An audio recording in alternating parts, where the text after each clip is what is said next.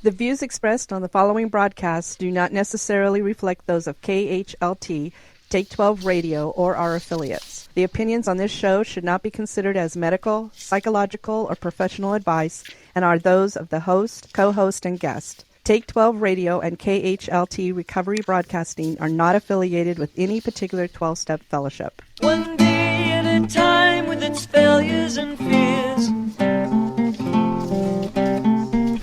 with portion of pain and burden of care, we must meet.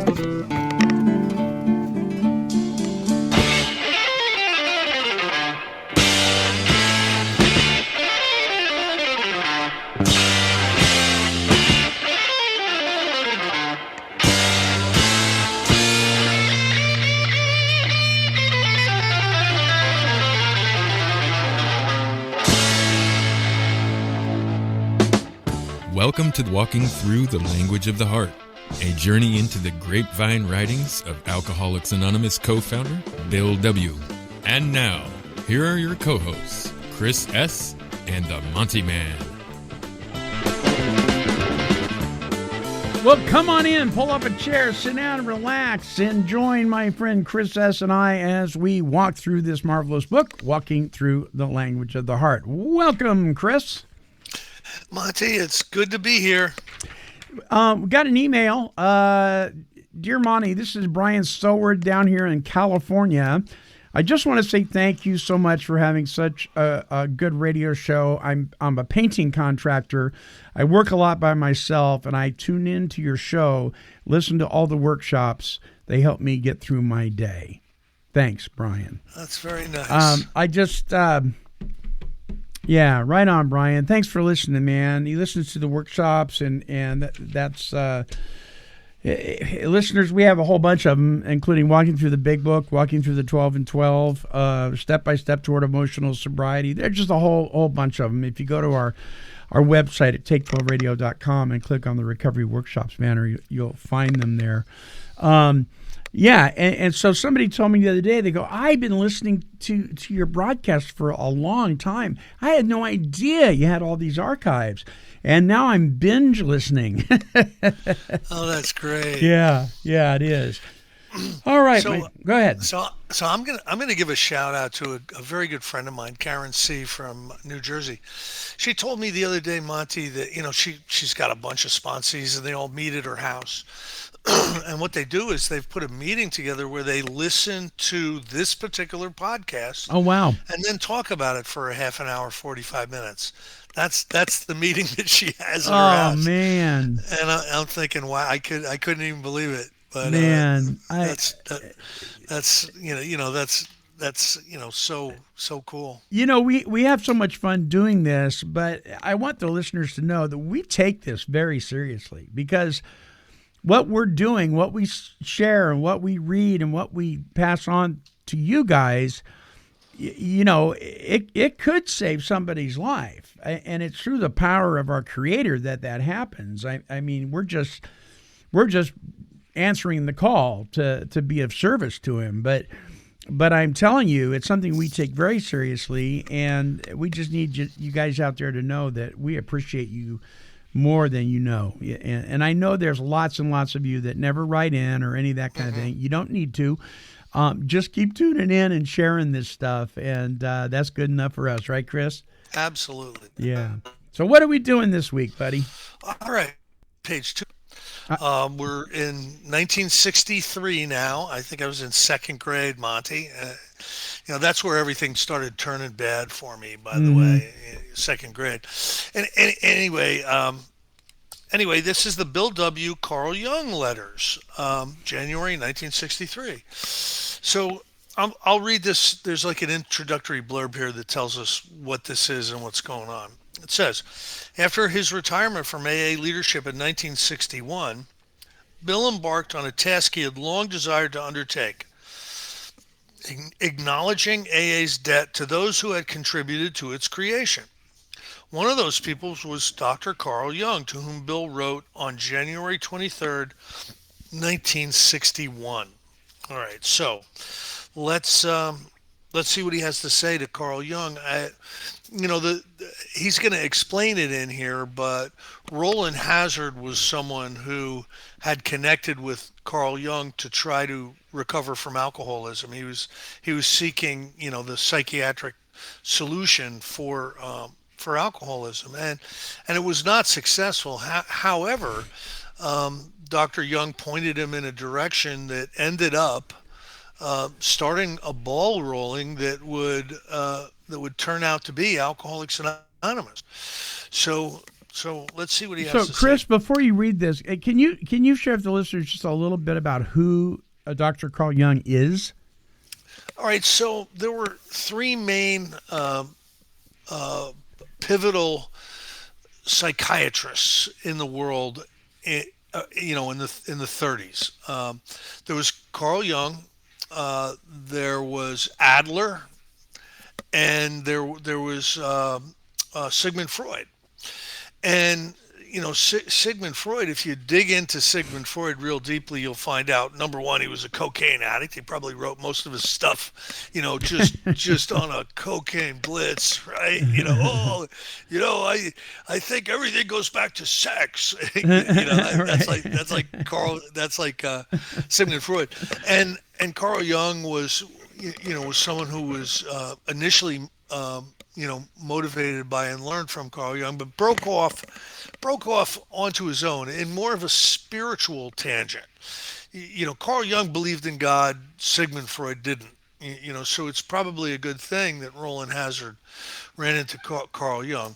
So these three psychiatrists were probably the most influential in that field, say 100 years ago or so, and they basically built the field that we know now today as psychiatry. A lot of there was a lot of foundation. That was the foundation, and a lot of things were built on top of that.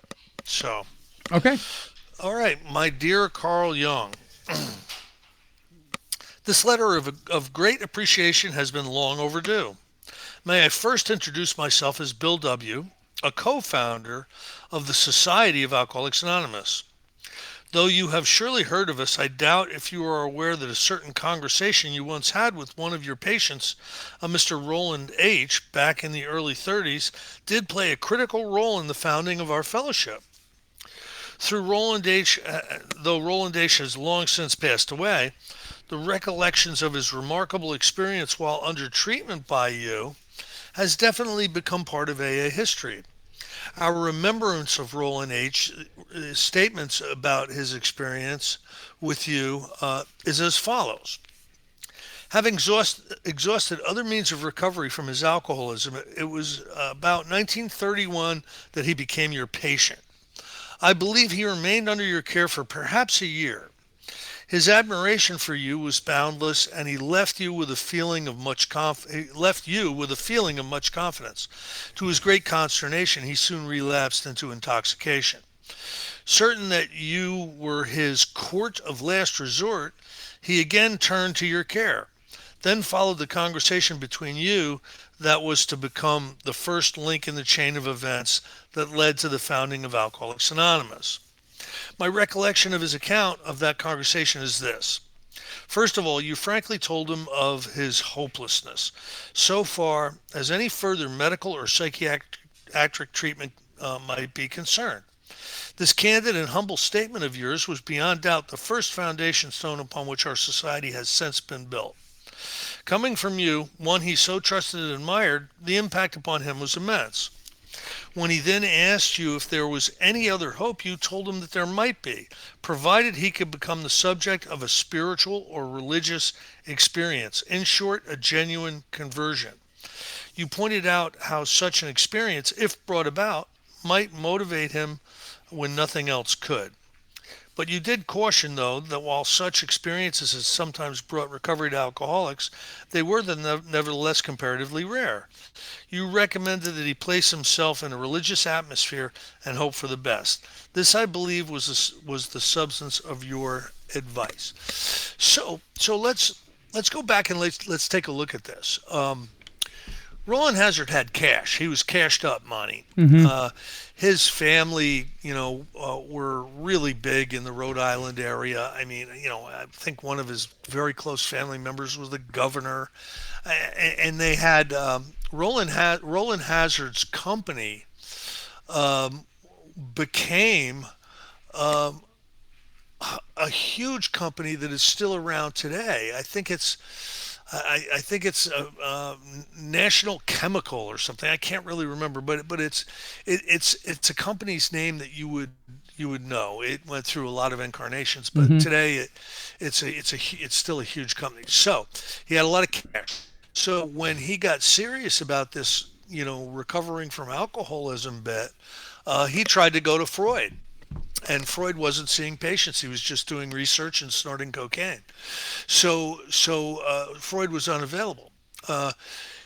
His second his second best ended up being Carl Jung, and Carl Jung, according to our oral history, uh, saw him and was at the top of his game psychiatrically. Now I don't know if this is part of the letter, right? But Carl Jung believed the solution to all psychiatric and emotional problems was connection to the divine. He wouldn't say it in those words. Those are the words I'm using, but that's what Carl Jung believed. He believed that the separation we experience from lack of unity with the divine is what brings about most of our problems. It leads to the self consciousness that Yeah. makes all of us emotionally unwell. So anyway, let's see what he says.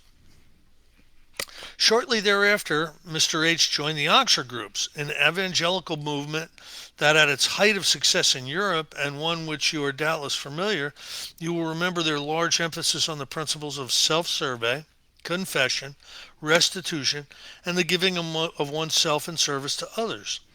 They strongly stressed meditation and prayer. In these surroundings, Roland H. did find a conversion experience that released him for the time being from his compulsion to drink. Returning to New York, he became very active with the Oxford Group, here, then led by an Episcopal clergyman, Dr. Sam Shoemaker. Dr. Shoemaker had been one of the founders of that movement in America, I'll say, and his was a powerful personality that carried immense sincerity and conviction. At the time, 1932 to 34, the Oxford Group had already sobered up a number of alcoholics, and Roland, feeling that he could especially identify with these sufferers, addressed himself to the help of still others.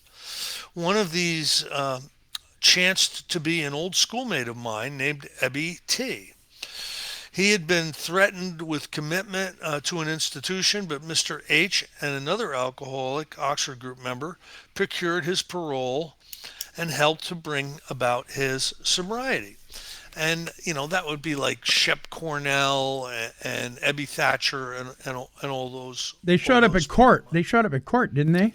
Yeah, Yeah. and they knew the judge, and Roland was connected. He wasn't just cashed up; he was politically connected. Yeah.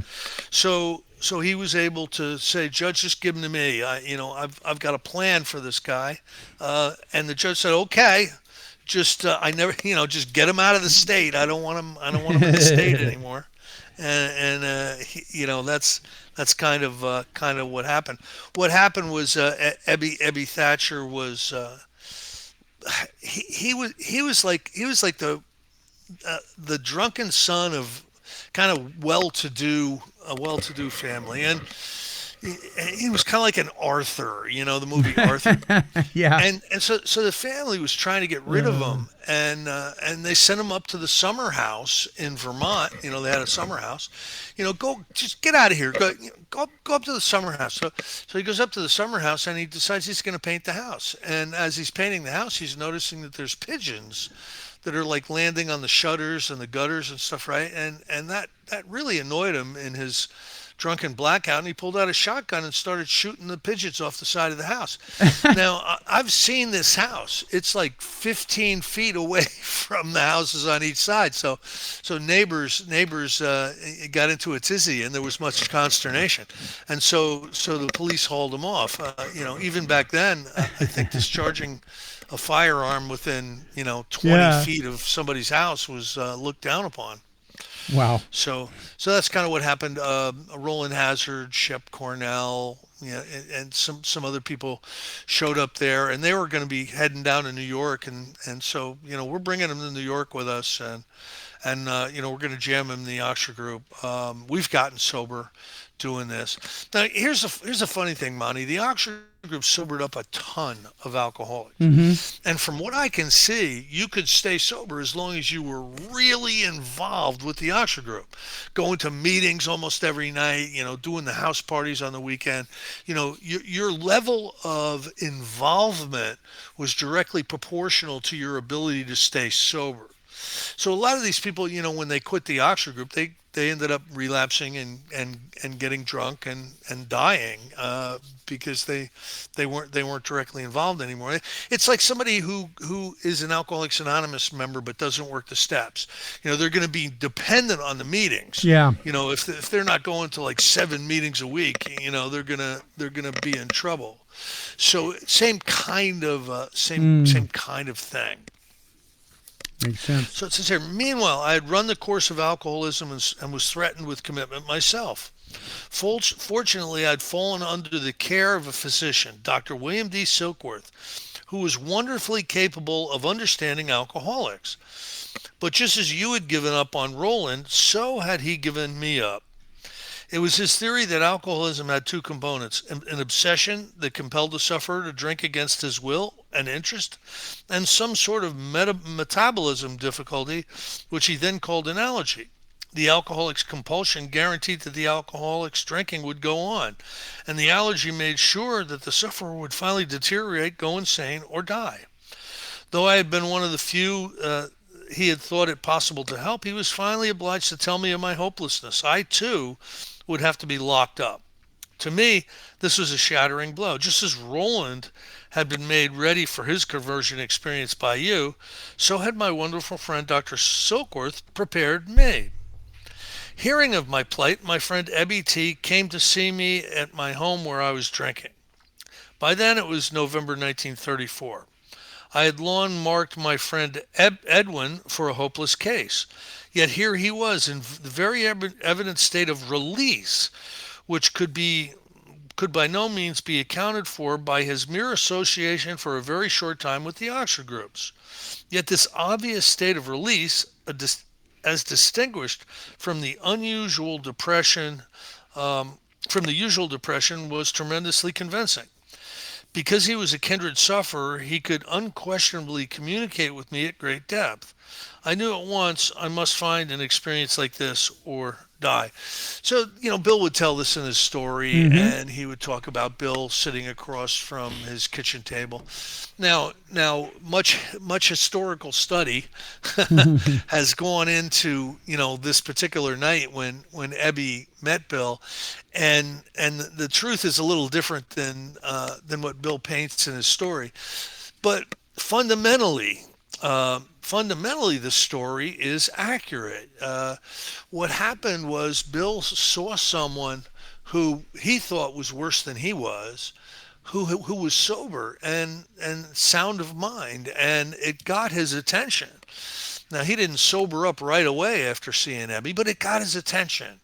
It's like going into your first AA meeting, and if you actually believe that there are alcoholics in your first AA meeting like you, seeing that sense of hope, having that sense of hope that, maybe this will work for me too. Yeah. As I returned to Dr. Silkworth's care, where I could be once more sobered and so gain a clearer view of my friend's experience of release and of Roland Hazard's approach to him, clear once more of alcohol, I found myself terribly depressed. This seemed to be caused by my inability to gain the slightest faith. Edwin T. again visited me and repeated the simple Oxford group formulas. Soon after he left me, I became even more depressed. In utter despair, I cried out, "If there be a God, will he show himself?" There immediately came to me an illumination of enormous impact and dimension, something which I have since tried to describe in the book Alcoholics Anonymous and also in AA Comes of Age, basic texts which I am sending to you. My release from alcohol obsession was immediate. At once, I knew I was a free man.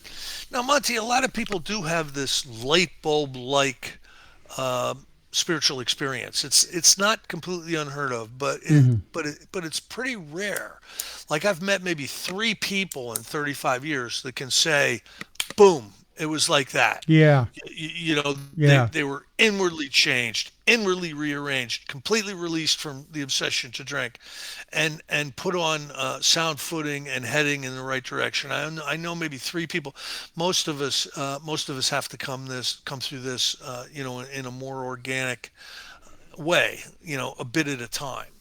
And yet, I know I've had to be careful with kind of thinking, well, maybe they were never really alcoholic. That's my critical,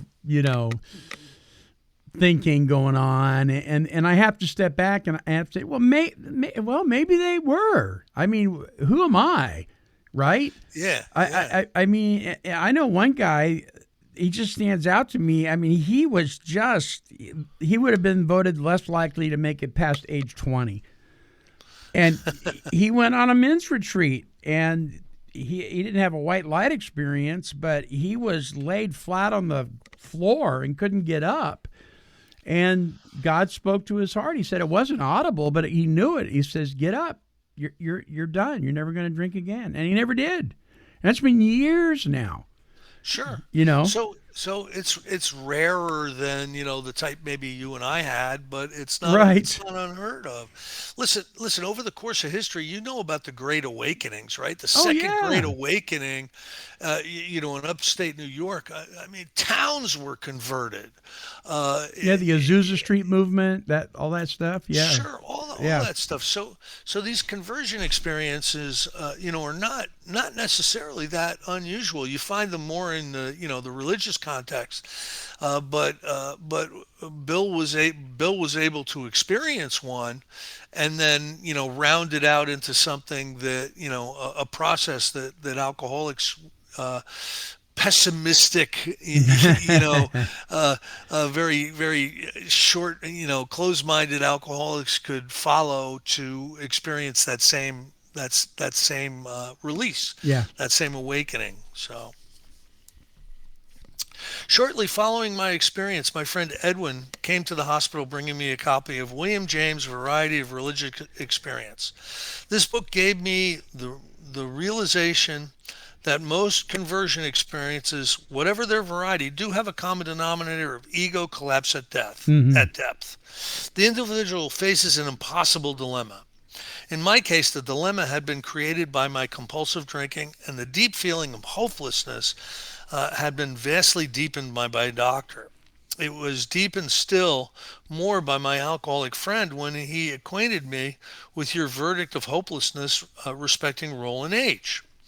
In the wake of my spiritual experience, there came a vision of society of alcoholics, each identifying with and transmitting his experience to the next, chain style. If each sufferer were to carry the news of the scientific hopelessness of alcoholism to each new prospect, he might be able to lay every newcomer wide open to a transforming spiritual experience. This concept proved to be the foundation of such success as Alcoholics Anonymous has since achieved. This has made conversion experiences, nearly every variety reported by James, available on an almost wholesale basis. Our sustained recoveries over the last quarter century number around 300,000. In America and through the world, there are today 8,000 groups. So,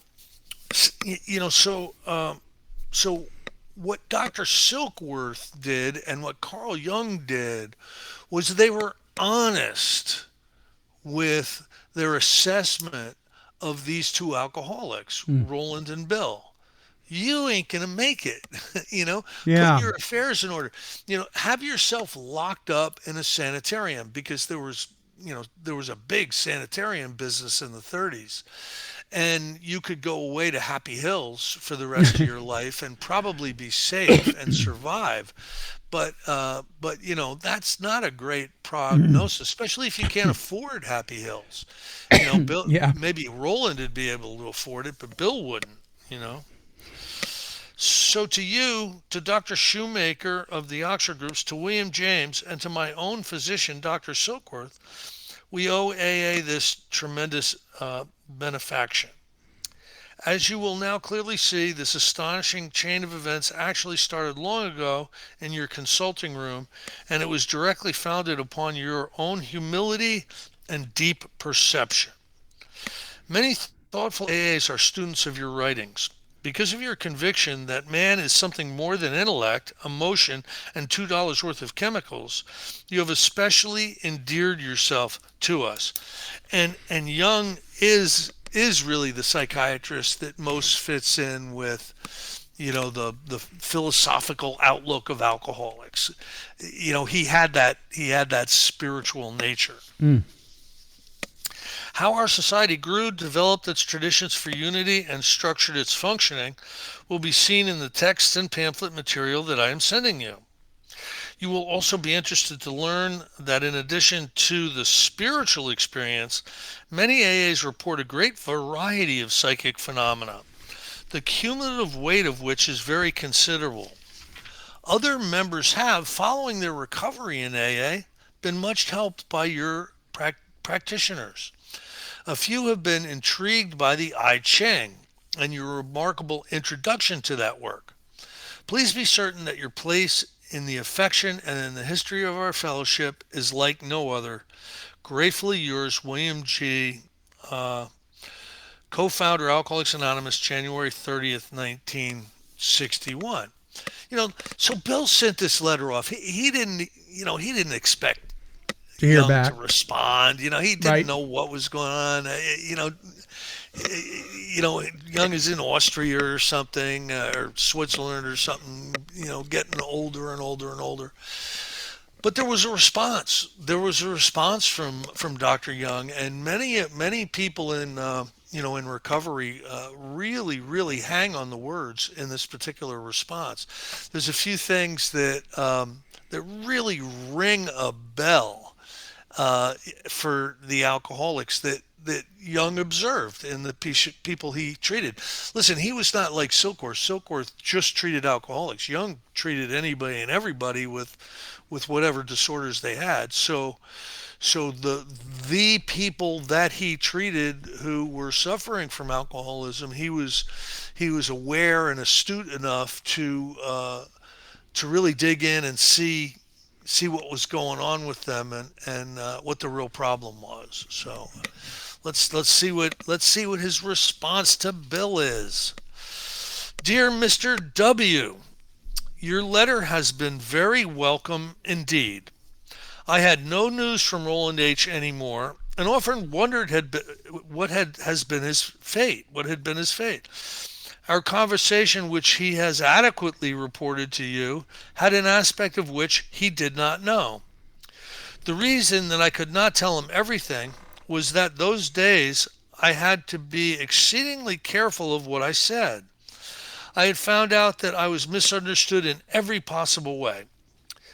Thus, I was very careful when I talked to Roland H., but what I really thought about was the results of many experiences with men of his kind. His craving for alcohol was the equivalent, on a low level, of the spiritual thirst of our being for wholeness, expressed in medieval language, the union with God. Wow, what a powerful paragraph. Wow. I'm going to read that again. Yeah, I was going to say.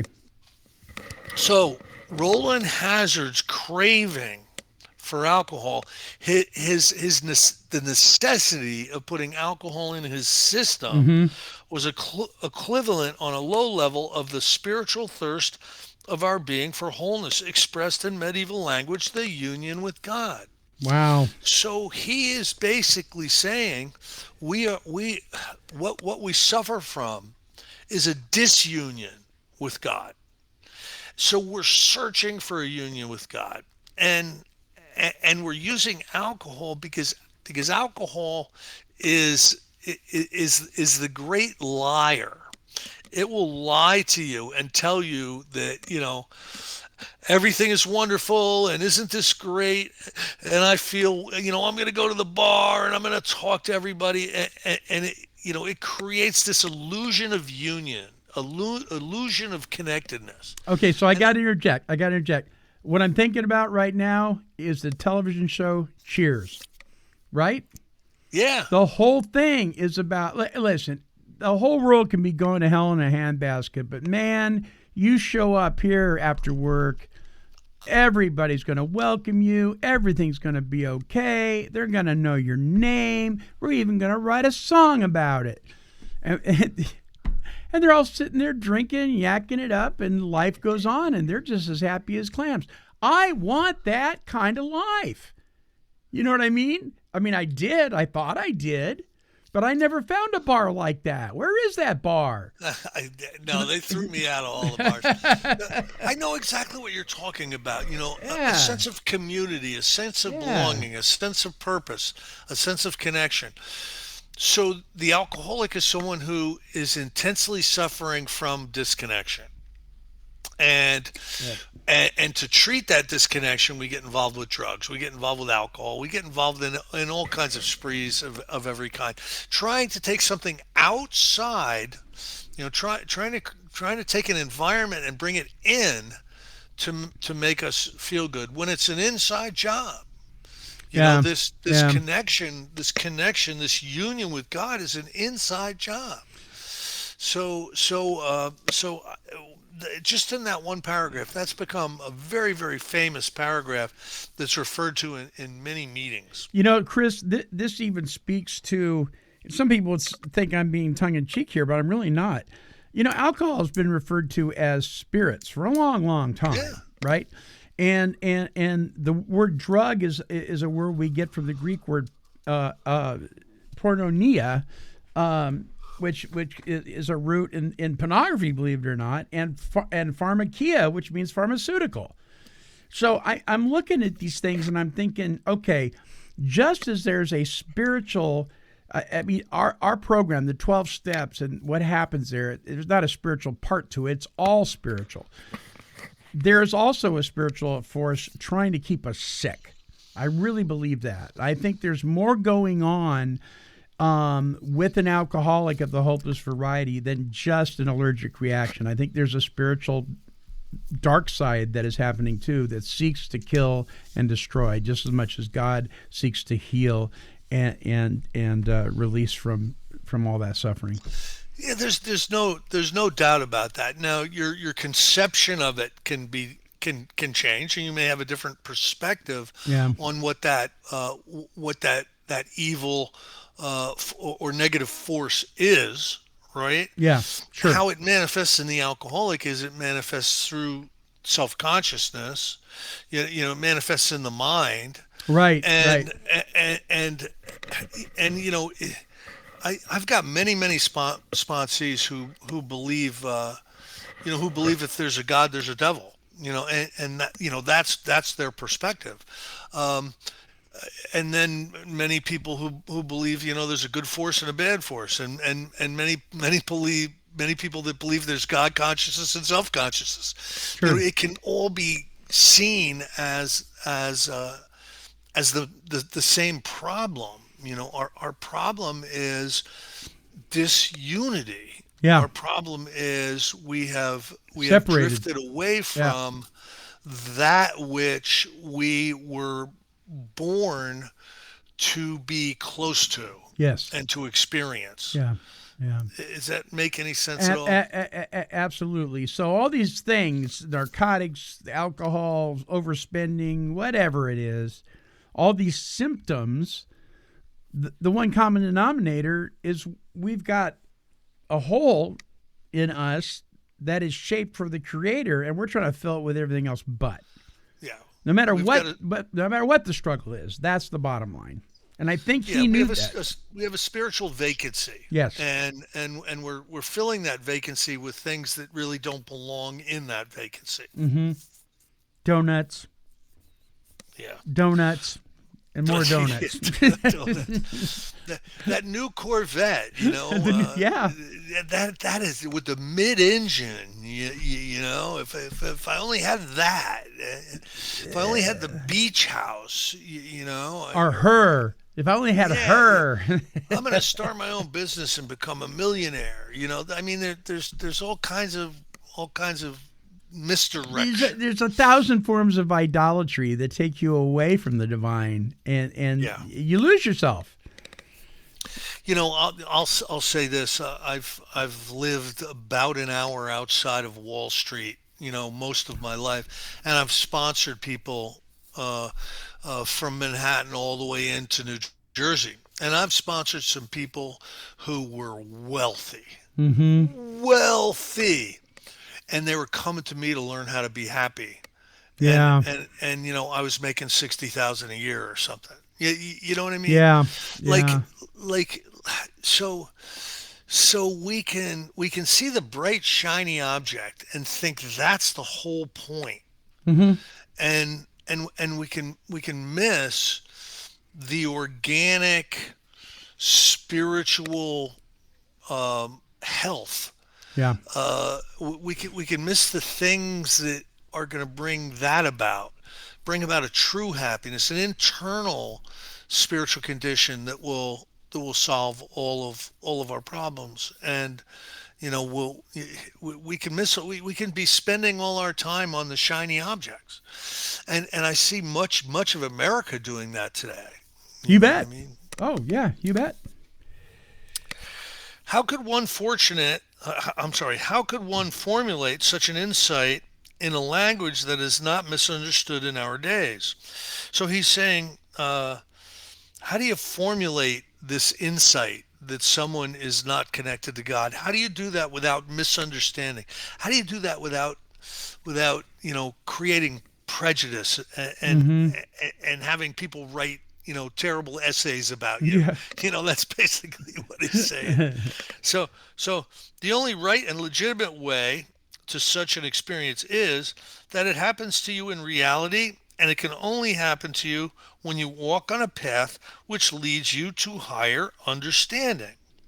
You might be led to that goal by an act of grace, or through a personal and honest contact with friends, or through a higher education of the mind beyond the confines of mere rationalism.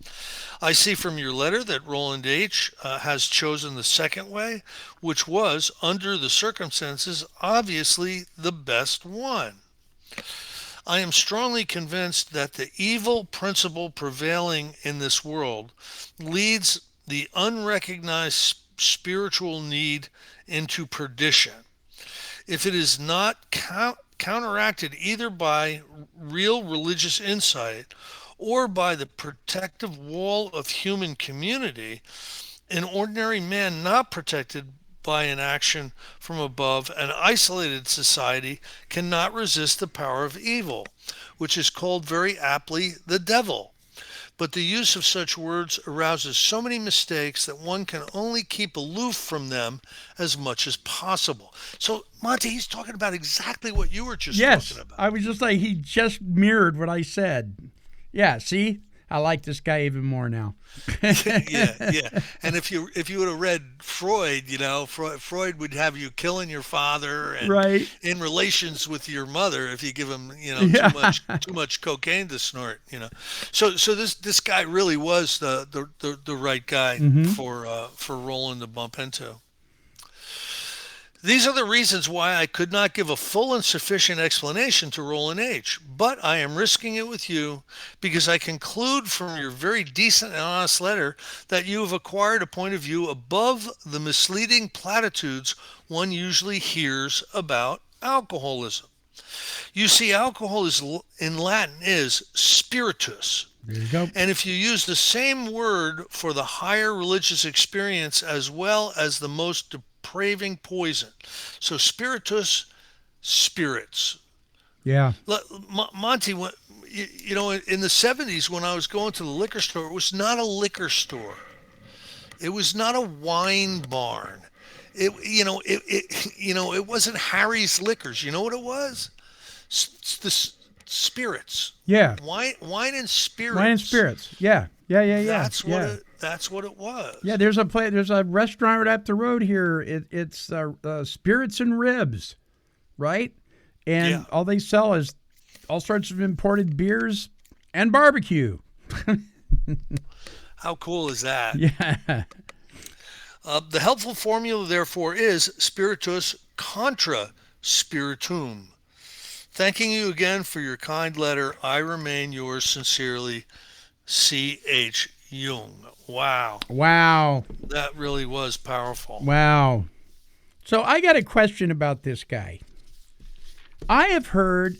Now, I have not done a deep dive into Carl Jung. I don't know that much about him, other than that a lot of AAs sing his praises and some of the contributing stuff that he's helped people bounce things off of him and all that kind of thing. But I really don't know that much about him. But I have heard some really awful accusations about him that I have no idea if there's any truth to him at all by some well-meaning people, not AA members, people that I respect on a spiritual level, that say that he rubs shoulders with the occult. And, the way he talks here is like, listen, everybody, I'm being misunderstood at every turn. And he's having to be very careful because he could lose his profession depending on what he says. You know what I mean? And I'm just wondering if what I'm experiencing is the little that I've heard is just some very uninformed people. I don't know. What's your take on that? Have you heard stuff like that? So we hear bad things about people because people aren't perfect. Right. None of us should be living in a glass house and throwing stones. But there's a capacity within us to want to knock down those that stand taller than us, or those we perceive stand taller than us. I'm thinking of, you go to a carnival and they have the stacks of cans and they give you the baseball, and you're supposed to knock all the cans down. It's like something in our nature. I haven't heard anything. I haven't done a deep dive on Jung. I haven't really read any biographies of him. But it's quite possible, he was. Listen, it was the late 1800s, early 1900s. You know what I mean? Yeah. Some stuff was going on, Monty, and he might have gotten involved with that stuff. Some of my greatest heroes, I wouldn't want their life. Some of my greatest teachers, I wouldn't want to live their life. Yeah. That doesn't take away. Personally, it doesn't take away from the depth and weight of their message. Not for me, at least. Yeah, amen. I agree. So when I hear these things, I'm like, yeah, maybe. I say, where'd you get that piece of information? I read it. Where did I read it? I'm like, okay. Give me a prime example. My dad grew up in Stockton, California, and when he was a young boy, he joined DeMolay. You familiar with DeMolay?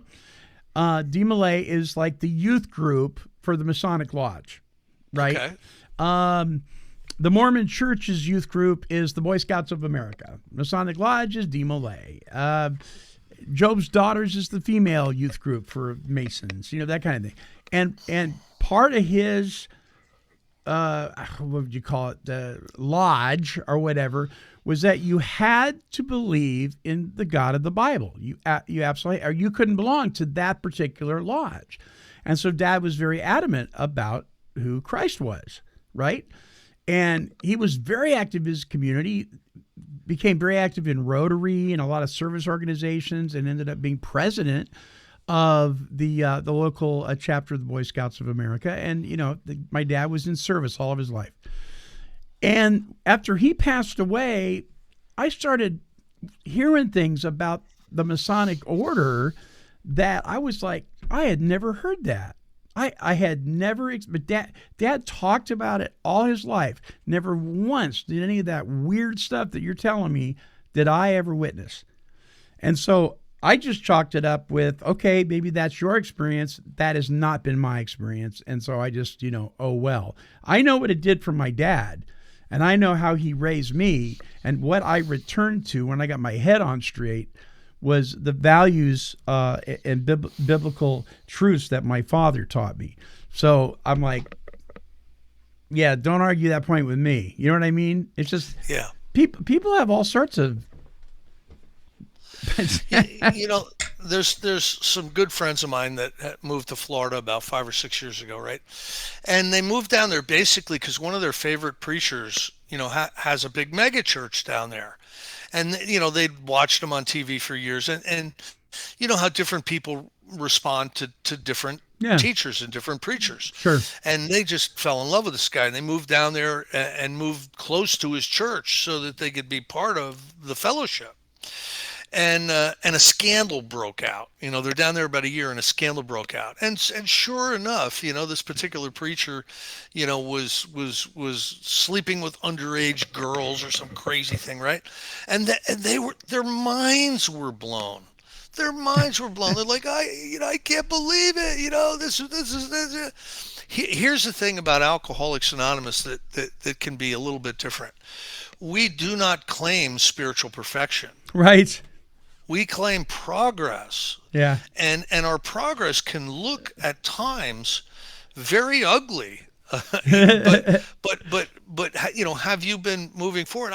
Monty, I used to have this sponsee who, he came out of the criminal gangs in the city, and someone would share something wrong in the meeting, and he would just walk right over the middle of the meeting, pick him up by the throat, drag him outside, and beat the absolute tar out of him. and people were really freaking out about this, right? And and I'm like, look, I'm keeping track of this. He used to do this about once a month. It's about once every 6 months now, and pretty soon it was once a year that he would do it, and pretty soon he stopped doing it.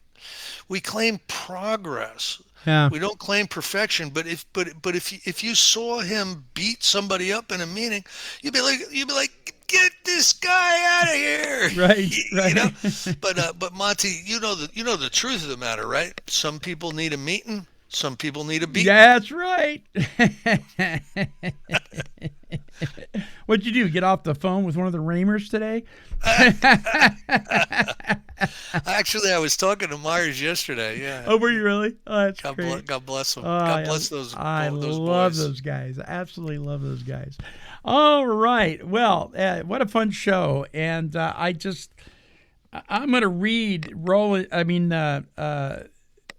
Dr. Young's letter back to Bill again. That is absolutely fascinating because he just mirrored what I was saying, and I'm just like, wow, yeah, good stuff. All right, listeners, listen to the end of the show here so you can see how you can catch up on all of our broadcasts. Thank you for tuning in.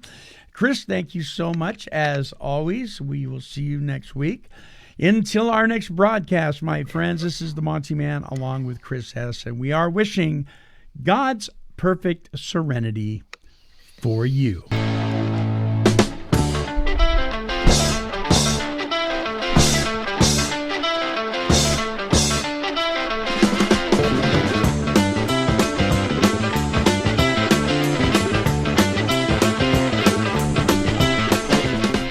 For more recovery workshops with Chris S. and the Monty'man, visit our website at take12radio.com and click on the Recovery Workshops banner.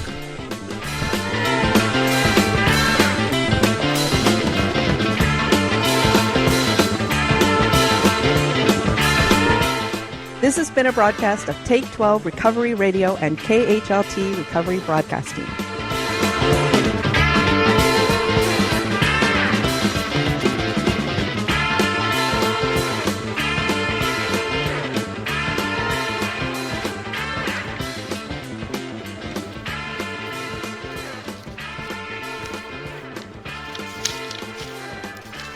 This has been a Chicken and a Pig production. Kitty, kitty, kitty, kitty. Meow, meow, meow. Woof, woof.